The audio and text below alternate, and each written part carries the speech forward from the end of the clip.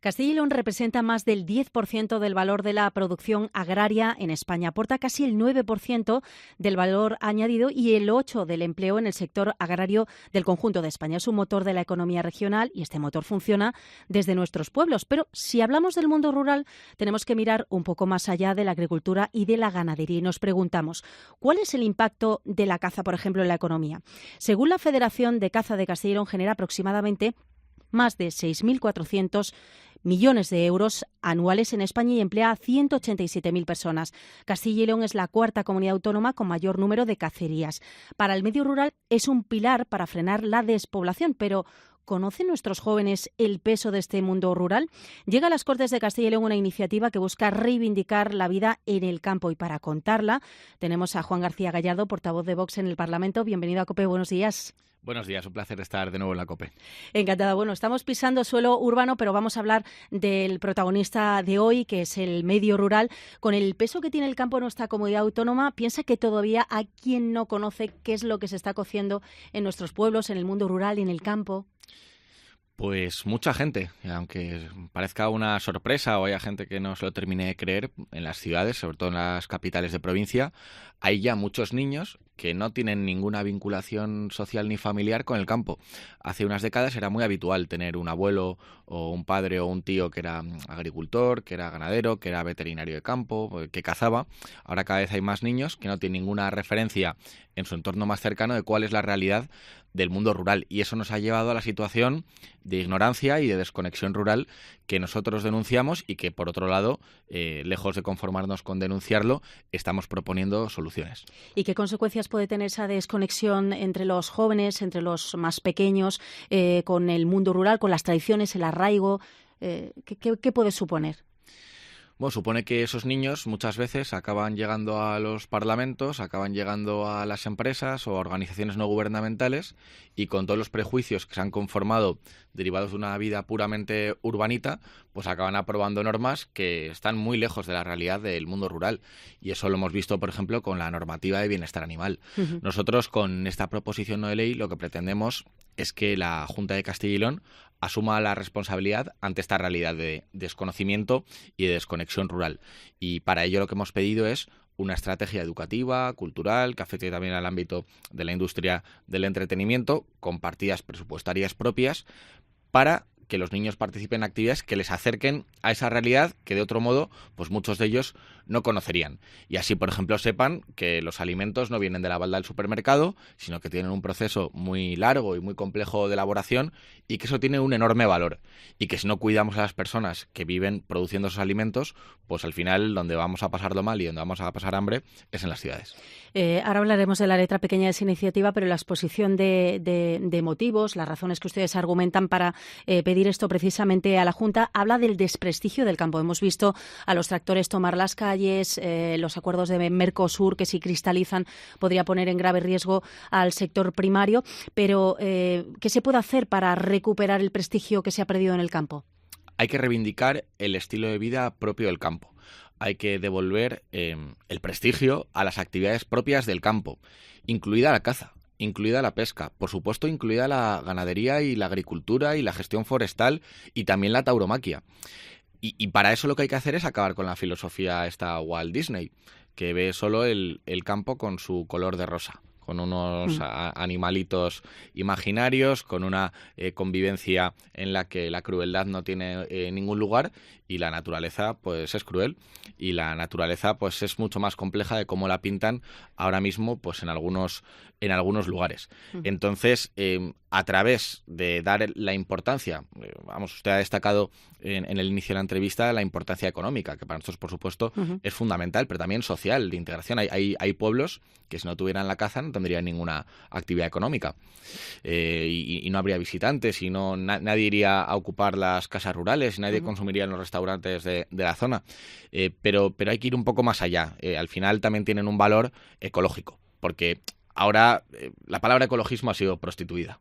Ahora ecologismo para muchos significa adherirse al fanatismo climático, al alarmismo de las políticas verdes. Pero ¿quién es más ecologista? ¿Greta Thunberg o Miguel Delibes? que era cazador. Yo creo que era más ecologista Miguel Delibes, que conocía la realidad del campo, que pisaba el barro y que colaboraba en el mantenimiento de un ecosistema. Y esto es extensivo, por ejemplo, a Félix Rodríguez de la Fuente, una figura que ha sido completamente manipulada por los ecologistas, autoproclamados ecologistas actuales.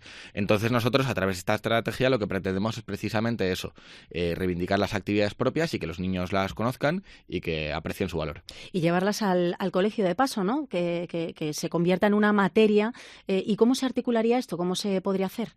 Bueno, esto se puede hacer a través de convenios de colaboración, pues con las federaciones de caza y pesca, con museos, con asociaciones, con fundaciones como la Fundación Artemisan, que hacen una labor espléndida y bueno, efectivamente, pues acercando, por ejemplo, pues a cazadores a las aulas, acercando a los niños a una ganadería de toro bravo, para que vean el valor que tiene el toro bravo para el mantenimiento de los ecosistemas. Y yo creo que a raíz de esas visitas, que evidentemente no van a tener un impacto económico en las cuentas públicas grande, pues cambiaremos un poco la percepción que la sociedad tiene de la realidad de nuestros pueblos. ¿Y cree que con este tipo de estrategias se generaría un pozo entre los más jóvenes, entre los escolares y una cierta apetencia en un futuro para vivir, por ejemplo, en un pueblo? Claro, nosotros perseguimos un doble objetivo. Por un lado, que se respete ya a quienes ya están trabajando en el campo, es decir, pues que se dejen de poner cortapisas a los agricultores, ganaderos, cazadores, pescadores, en fin, que se deje de manipular y demonizar su actividad.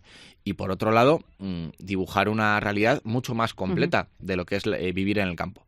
Vivir en el campo, evidentemente, es duro. Los inviernos son largos, sobre todo en los pueblos aquí de Castilla y León, y pues hay actividades como la ganadería que exigen mucha presencia, pero también tiene sus mieles. Y también pues uno vive al aire libre, disfruta una mayor libertad, pues sin horarios también, pues con otra flexibilidad, o sea, mucho más amarrados a la actividad, pero sin un horario estipulado, sin tener que fichar. No sé, yo creo que cuando hablo con ganaderos y agricultores veo a gente en general feliz. Y yo creo que eso es importante que los niños lo vean en primera persona, porque ha habido un tiempo donde lo que se nos ha transmitido a los que éramos jóvenes era que quedarse a vivir en el pueblo era un fracaso y que quien quería prosperar, quien quería desarrollar una vida plena, pues tenía que irse a las ciudades, a hacer cola, a meterse en un atasco, a pagar mucho más por la vivienda y, en fin, a vivir hacinados en viviendas mucho más pequeñas. Y yo creo que eso es un error. Creo que hay que reivindicar todos los estilos de vida. Por supuesto, tampoco ahora vamos a demonizar la vida en las ciudades, pero hay que ensanchar las posibilidades y que cada uno pueda elegir su propio camino, que su propio destino, conociendo una realidad mucho más completa. Si le parece bien, vamos a salir del Parlamento. Ustedes han celebrado esta semana un congreso nacional precisamente sobre el lobo, la convivencia con el sector ganadero. Hemos visto que se han multiplicado los ataques a la ganadería. Esto genera un impacto económico muy importante en el sector ganadero de Castilla y León. ¿Están satisfechos con el resultado de ese cónclave? Y, sobre todo, ¿qué esperan del Gobierno de España y de Europa, que a fin de cuentas son los que tienen que decidir y, sobre todo, flexibilizar ahora mismo la normativa? Estamos tremendamente satisfechos porque hemos visto que vamos muy de la mano con el sector ganadero y también con los cazadores. Y aquí en Castilla y León en particular, pues estamos muy satisfechos porque vemos que muchas de las reivindicaciones que el sector del campo tiene para otras comunidades, aquí ya se habían visto colmadas, al menos a nivel parlamentario, con nuestra última moción en la que nosotros llevamos 8 puntos que iban mucho más allá de lo que se está cubriendo en otras necesidades, para que se empiece a indemnizar el lucro cesante, para que se empiece a indemnizar los gastos veterinarios, para que se expanda el límite temporal del que disponen los ganaderos para poder pedir las indemnizaciones. Y, en fin, ahora lo que tenemos que estar es muy vigilantes de que la Junta realmente cumpla, porque nos pasa mucho que el Partido Popular nos vota iniciativas impulsadas por nosotros para quedar bien de cara a la galería, pero luego no termina de cumplir. Y ahora pues lo que toca es ponerse las pilas, empezar a reivindicar de una manera mucho más contundente que se saque al lobo del LESPRE, del listado de protección, de especies silvestres, en la que tiene una categoría especial, y que se permita la gestión cinegética del lobo para recuperar el equilibrio que había hace unos años. Aquí no se pide ni exterminar al lobo, que es un animal majestuoso, es un animal maravilloso, que yo lo he visto en libertad y la verdad es que es impactante, es un animal muy bonito, que forma parte de nuestra biodiversidad que debemos conservar, pero tampoco podemos permitir que se elimine a los ganaderos. datos. Es que ahora vemos que cierran explotaciones ganaderas todos los días. Eso es dramático. Es dramático para esas personas que se ven abocadas a ese cierre, pero es dramático para la sociedad en su conjunto. Entonces, a nosotros los ganaderos y los cazadores y todo el sector del campo nos demanda estrategias educativas como la que proponemos. Pero si en paralelo no se legisla para permitir la vida en el campo, para permitir que las actividades propias del campo sean rentables, olvidémonos de luchar contra la despoblación, del relevo generacional y de lo que estamos hablando constantemente en los parlamentos. Y para la ganadería extensiva en particular, este es un tema capital, porque es que hay ataques todos los días. Todos los días en Castilla y León mueren 7 cabezas de ganado derivadas de un ataque de lobo. En sitios donde antes no había ataques de lobo.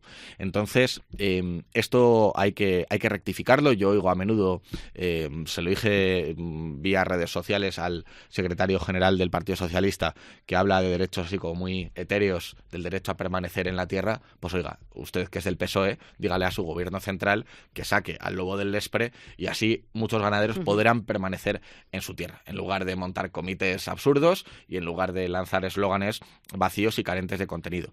Esto es lo que hay que hacer desde los gobiernos, es lo que nosotros vamos a exigir desde la oposición aquí en Castilla y León, y con la ventaja de Vox de que, como estamos coordinados a nivel nacional, va a ser una acción unitaria en todos nuestros parlamentos. Bueno, pues vamos a ver en qué deriva al final este debate y si se consigue equilibrar de nuevo la presencia del lobo en el campo con la actividad ganadera. Juan García Gallardo, portavoz de Vox en las Cortes de Castilla y León, gracias por acompañarnos en COPE. Un placer y ojalá repitamos pronto. Seguro que sí.